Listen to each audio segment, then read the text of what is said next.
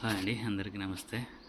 ఈరోజు మీ ముందుకు మరొక కేంద్ర ప్రభుత్వ సంస్థల ఉద్యోగాల భర్తీ నోటిఫికేషన్తో మీ ముందుకైతే రావడం జరిగింది. ఇది వచ్చేసి మనకు నేషనల్ ఇన్స్టిట్యూట్ ఆఫ్ ఇమ్యూనాలజీ అనమాట, న్యూఢిల్లీలో.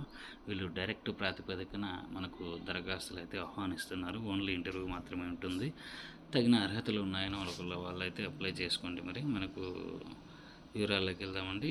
ఇమ్యూనాలజీ సంస్థ మనకు ఆల్రెడీ అప్లికేషన్లు అయితే స్టార్ట్ అయ్యాయి అనమాట. ఓపెనింగ్ డేట్ వచ్చేసి 26/4 అయింది. మనకు ఇంకా టైం ఉంది. క్లోజింగ్ డేట్ 26/5/2025 వరకు. సో మొత్తం మనకు పోస్టులు వచ్చేసి 23 పోస్టులు ఉన్నాయన్నమాట.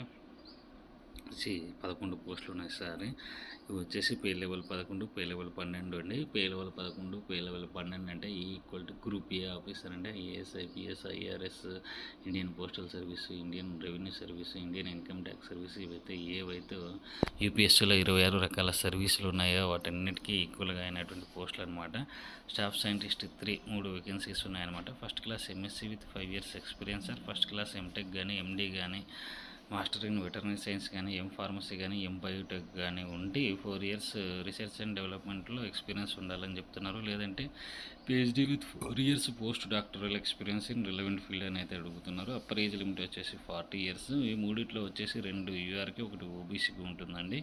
అదేవిధంగా స్టాఫ్ సైంటిస్ట్ 4 చూసుకుంటే మనకు 8 ఖాళీలు ఉన్నాయి. దీనికి కూడా అర్హత వచ్చేసి first class MSc with 9 years experience, first class MTech కావచ్చు, ఎండీ కావచ్చు, మాస్టర్ ఆఫ్ వెటర్నరీ సైన్స్ కావచ్చు, ఫార్మసీ కావచ్చు, బయోటెక్ కావచ్చు, 8 years ఎక్స్పీరియన్స్ ఉండాలి. లేదంటే పిహెచ్డీ చేసి ఉండాలి. Corresponding degree in other discipline with original work as evidence as part.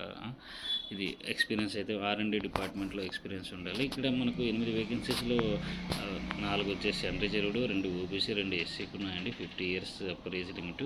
So age relaxation అయితే ఉందండి. మనకు ఎస్సీ ఉంది కాబట్టి ఏజ్ రిలాక్సేషన్ అయితే కంపల్సరీగా ఉంది.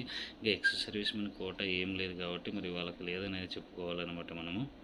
సో ఎవరైతే ఏజ్ రిలాక్సేషన్ కొరకు చూస్తున్నారో మీకు తెలుసు, వాటికి సంబంధించిన డాక్యుమెంట్స్ అన్నీ కూడా మీరు అప్లోడ్ చేయండి. ఎలిజిబిలిటీ క్రైటీరియా వచ్చేసి మనకు 26 May 2025 వరకు ఇచ్చారనమాట.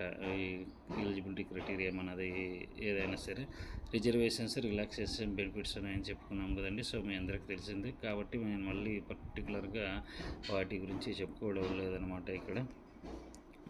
సో మనకైతే 500 రూపాయల ఫీజు ఉంటుంది. ఫీజు మనం అప్లై చేసేటప్పుడు క్రెడిట్ కార్డు, డెబిట్ కార్డు లేదా నెట్ బ్యాంకింగ్ ద్వారా కూడా పే చేసేయచ్చండి.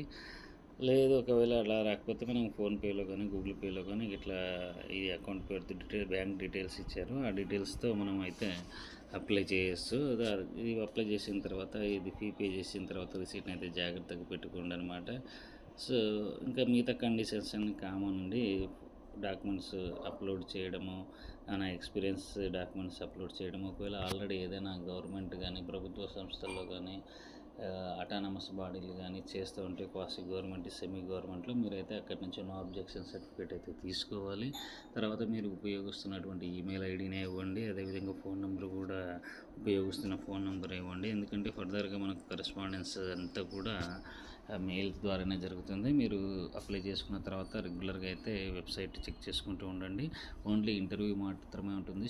అప్లై చేసిన వాళ్ళ నుంచి షార్ట్ లిస్ట్లో సెలెక్ట్ చేసి పర్సనల్ ఇంటర్వ్యూ కండక్ట్ చేస్తారండి. పర్సనల్ ఇంటర్వ్యూకి సెలెక్ట్ అయినందుకు టీఏడీ అయితే ఇవ్వరు. So women candidates fulfilling the requirements are encourage to apply. చూడండి, మహిళా అభ్యర్థులను మేము బాగా ఎంకరేజ్ చేస్తామని అయితే చెప్తా ఉన్నారనమాట. దీనికి సంబంధించినటువంటి ఇంకా ఏదైనా సమాచారం, అదనపు సమాచారం కావాలనుకుంటే వీళ్ళు వెబ్సైట్ అడ్రస్ ఇచ్చారు. అదేవిధంగా మెయిల్ ద్వారా కూడా అప్రోచ్ కావచ్చు అనమాట. ఈ తగిన అర్హతలు ఉన్నాయనుకున్న వాళ్ళు మరి ఎవరైతే ఉన్నాయనుకున్నారో అప్లై చేసుకోండి. All the best. Thank you.